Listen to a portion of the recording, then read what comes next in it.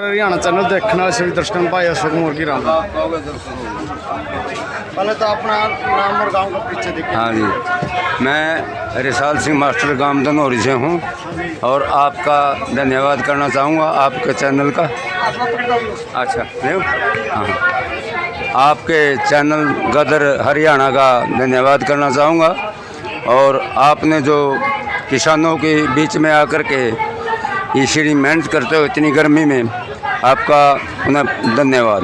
हाँ जी, आप इस किसान यहाँ पर दो जने तो किसानों को छोड़ा गया, तो विकास जात को एक गिरफ्तार किया गया, उसके बारे में आप क्या कहना चाहते हो? अब उसके बारे में हम ये कहना चाहते हैं कि सरकार की साजिश है, हम इस को समझ चुके हैं कि हरियाणा में जगह जगह ये जो रोड़े करवा के, यानी सरकार का दबाव, सेंट्रल सरकार का दबाव है हरियाणा सरकार के ऊपर। यानी हरियाणा में लोगों को पार करके और अपना कई जगह रोड़े करवा के, ताकि बॉर्डर पर लोग कम हो जाएं और उसका फ़ायदा केंद्र सरकार उठावे, ये इसका मतलब है। और एक लड़के को रखना, दो को छोड़ देना भी एक ये बहुत बड़ी गुस्ताखी है। इस गुस्ताखी में हमें ये दिखाई दे रहा है कि पहले हिसार में भी यही हुआ था, उन्होंने कह दिया कि हमने फैसला दे दिया और जाओ।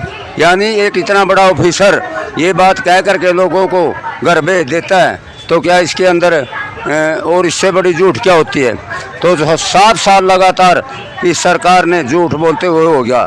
ये किसी भी जितने भी इन्होंने अपने घोषणा पत्र करे, जितने भी लोगों को मांग करने की बात, पूरी करने की बात करी, 1% भी उसमें सत्य नहीं निकली, सारी झूठ निकली।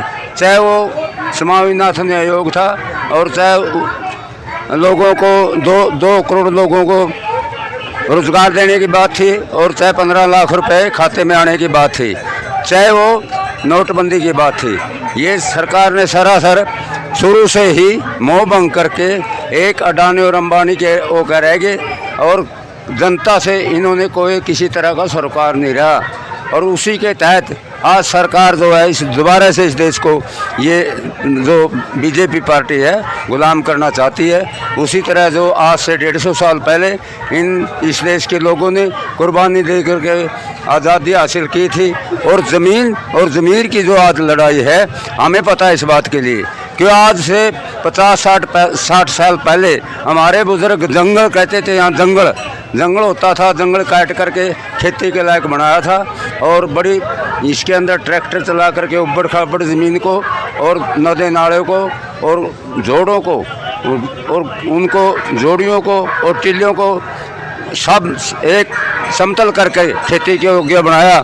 अब जो है अच्छी भरपूर फसल होने लगी है। हरियाणा, पंजाब जो है, इसमें थोड़ा समर्थन मूल्य मिल जाता था कुछ फसलों का, इसलिए ये अपना काम दाम जो अच्छी है मेहनत इनकी काम आते थे, इनके थोड़े 10 रुपये बचते थे, जिससे किसानों की पंजाब हरियाणा में रहन सहन जो था अच्छा हो गया। और यहाँ के गाड़ी घोड़े, यहाँ का रहन सहन, यहाँ के मकान ठिकान, यहाँ का वातावरण इस सरकार को, केंद्र सरकार को सहन नहीं हो रहा।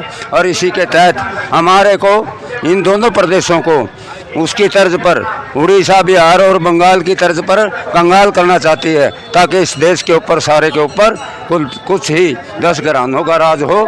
और तो आप जो हैं उन 10 घरानों में शामिल होकर के इस देश को दोबारा गुलाम करें। देवेंद्र बबली के बारे में मैं ये कहना चाहता हूँ, उसने अपने भविष्य को बिल्कुल रेत में रुला दिया। जो आज से पहले 15 साल पहले समाज सेवी को आता था, और हमें उसका नाम सुना है क्योंकि हम बहुत ही नज़दीकी हैं, नरवाना ब्लॉक से हैं, गांव धनौरी है मेरा। और वो बार बार यहाँ पर भंडारे लगाता था, और खेलों में चाहे वो कोई भी सामाजिक काम था, उसमें बढ़ चढ़ करके भाग लेता था और दान देता था, और बहुत ही खर्चा करता था।